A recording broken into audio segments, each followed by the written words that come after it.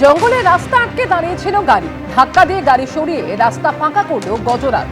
পথের নিয়ম সম্পর্কে সচেতন লোধাশুলির দলছুট এই দাঁতারের এই কীর্তি ধরা পড়েছে ক্যামেরাতে। মাঝে সাঝেই লোধাশুলির জঙ্গলে দেখা মেলে এই গজরাজের। আদর করে বন দপ্তর ওর নাম দিয়েছে রামলাল।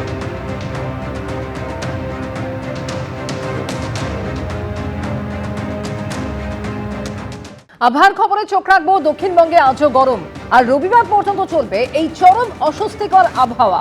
গরম বেশি থাকবে বাঁকুড়া, পুরুলিয়া, পশ্চিম মেদিনীপুর, পশ্চিম বর্ধমান এবং বীরভূমে। কলকাতা সহ উপকূলের জেলাগুলিতে আর্দ্রতাজনিত অস্বস্তি চরমে পৌঁছবে। কলকাতায় 37 ডিগ্রি, পশ্চিমের জেলায় 40 ডিগ্রি ছুঁতে পারে পারদ। সকালে কলকাতা তাপমাত্রা স্বাভাবিকের তুলনায় বেশি রয়েছে। বাতাসে আপেক্ষিক আর্দ্রতার সর্বোচ্চ পরিমাণ 95%।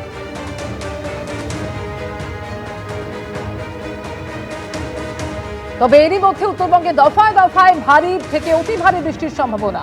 গাঙ্গেয় পশ্চিমবঙ্গ এবং পশ্চিম বিহারে থাকা জোড়া ঘূর্ণাবর্তের জেরে ভারী বৃষ্টি হতে পারে বলে জানাচ্ছে আবহাওয়া দপ্তর। জলপাইগুড়ির মন্ডলঘাট গ্রাম সংলগ্ন এলাকায় কালবৈশাখী জেরে ব্যাপক ক্ষয়ক্ষতি হয়েছে। উপড়ে পড়েছে বহু গাছ, ভেঙে পড়েছে একাধিক বাড়ি। গাছ পড়ে হলদিবাড়ি বালুরঘাট ট্রেন লাইনে রেল পরিষেবা ব্যাহত হচ্ছে।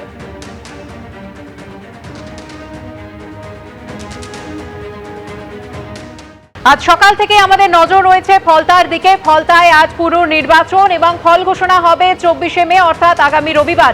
ছবি দেখাবো আপনাদের। নির্বাচন চলছে, সকাল 7টা থেকে শুরু হয়েছে নির্বাচনের এই প্রক্রিয়া এবং মানুষ বলছেন যে তারা নির্ভয়ে আজকে ভোট দিতে পারছেন। এত বছর ধরে তারা এই ত্রাসের রাজত্বে বাস করেছেন, যে ত্রাসের রাজত্ব তৈরি করেছিল ফলতার তৃণমূল প্রার্থী জাহাঙ্গীর খান।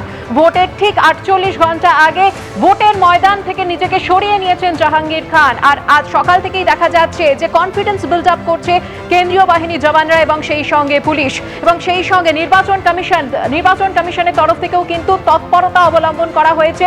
ওয়েবকাস্টিং এর মাধ্যমে নজরদারি চলছে এবং আর কি কি ব্যবস্থা নেওয়া হয়েছে যাতে আজকে ফলতার এই পুনর্নির্বাচন একেবারে অবাধ এবং শান্তিপূর্ণভাবে হয়, সেই ছবি তুলে ধরেছেন আমাদের প্রতিনিধি রুমা পাল। সিও দপ্তরের কন্ট্রোল রুম, আর এই কন্ট্রোল রুম থেকেই কিন্তু নজরদারি চলছে সমস্ত বুথে। এখানে রয়েছে ওয়েবকাস্ট। এই ওয়েবকাস্টে দেখা যাচ্ছে কোন বুথে কিভাবে ভোটাররা আসছেন, ভোট দিচ্ছেন এবং এখানে কিন্তু রয়েছে 1140টি ক্যামেরা, 285টি যেহেতু বুথ রয়েছে এবং সেখানে ভেতরে 2টি করে ক্যামেরা রয়েছে এবং বাইরেও কিন্তু 2টি সিসিটিভি ক্যামেরা রয়েছে, 4টি করে রয়েছে, অর্থাৎ 1140টি কিন্তু সিসিটিভি রয়েছে, যার মাধ্যমে কিন্তু এখান থেকে দেখা যাচ্ছে সব কিছুই। আর ওয়েবকাস্টিংয়ের মাধ্যমে ধরা পড়ছে যে ভোট কিন্তু শান্তিপূর্ণভাবে হচ্ছে এবং ভোট খুব ভালোভাবেই হচ্ছে। জানিয়ে রাখি যে এই ওয়েবকাস্টের মাধ্যমে যখন দ্বিতীয় দফার নির্বাচন হয়েছিল তখন কিন্তু ধরা পড়েছিল এই ফলতাতে কিন্তু যেভাবে ইভিএম ট্যাম্পারিং করা হচ্ছিল, ইভিএম ট্যাম্পারিং এর সমস্ত কিছু তথ্যই কিন্তু ওয়েবকাস্টে ধরা পড়ে এবং তারপরেই কিন্তু সিদ্ধান্ত নেওয়া হয় নির্বাচন কমিশনের তরফ থেকে যে ফ্রেশ পোল হবে এবং ফ্রেশ পোল অর্থাৎ পুনরায় যে ভোট হচ্ছে সেই ভোটের পরিপ্রেক্ষিতে বলা যেতে পারে যে কন্ট্রোল রুম থেকে চলছে পুরোপুরি নজরদারি এবং এই মুহূর্তে শান্তপূর্ণভাবেই ভোট চলছে বলে জানানো হচ্ছে কন্ট্রোল রুম থেকে। ক্যামেরায় অভিজিৎ দত্তর সঙ্গে রুমা পাল, এবিপি আনন্দ, কলকাতা। ওয়েবকাস্টিং এর মাধ্যমে নির্বাচন কমিশন থেকে প্রত্যেকটি বুথের দিকে কিন্তু কড়া নজর রাখা হচ্ছে। সকাল থেকে সুষ্ঠুভাবে এগোচ্ছে এই ভোট গ্রহণ প্রক্রিয়া। তবে ভোটাররা যে অভিযোগটা তারা বারবার করছেন, তারা বাড়ির বাইরে বেরিয়ে এসেছেন, আজকে নির্ভয়ে ভোট দিচ্ছেন, কিন্তু তাদের অভিযোগ যে 15 বছর ধরে ভোটে দিতে পারেননি তারা। নেই কোনো রকম ধমকানি চমকানি ভোট দিতে, তাই লম্বা লাইন ভোটারদের।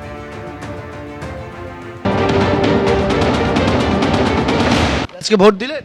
হ্যাঁ, অনেক ভালো, অনেক ভালো। ভালো বলছি কেন বাবা, ধমকানি চমকানি নেই, কোনো রাস্তা গ্যাঞ্জাম নেই, তৃণমূলের নেতারাও নেই। এটা থেকে দূরত্ব, এটা থেকে শান্তি।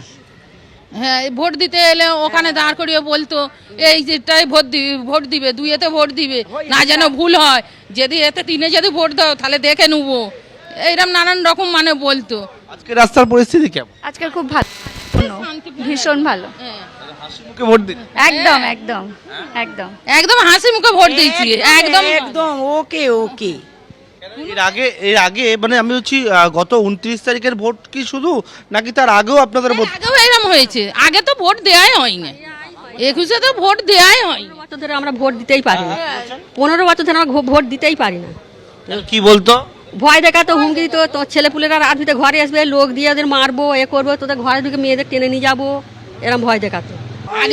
আগে তো ভোট দেওয়াই হয়নি, চলে এমনি যাও, বলতে মামা চলে দিয়ে যাও দেবো। ভোট হয়ে গেছে। চলে যাও মামা দিয়ে নেবো। চলে যাবার পরে আমরা আবার দেখতে তো দেবে না, যেদিবা সবাই বলছে ওই তোদের পোষে ছাপা দিয়ে দিচ্ছে, তোরা একটা দিতে তো তোদের পোষে 20টা দিয়ে দিচ্ছে ছাপ ছাপ।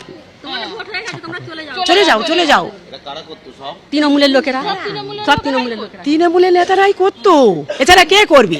ওরা ছাড়া ওদের তো বেশি তখন এ ছিল, আর আমাদের কি গেছে। কোনো রাজনীতি করেন না, একদম সাধারণ না, আমরা সাধারণ, আমরা কোনো রাজনীতি করিনি, কোনো দলেও নেই, কোনো কিছুতেই নেই, আমরা একদম পুরো সাধারণ মানুষ।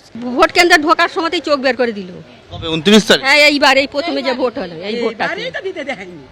এবারেই তো গন্ডগোলটা বেশি হলো বলেই তো আমরা আন্দোলনটা করলাম, হাসিনা পলে ওই জন্যই তো করলাম, মার ধরে সব, আমরা ওই জন্যই তো ছুটেছি। আমার ছেলেকে মেরেছে, মেরে বলে চান করতে রান্না ভাত খেতে দিল নি। কবে এটা? 5 বছর, এই ভোটের পর দিনই। কেন?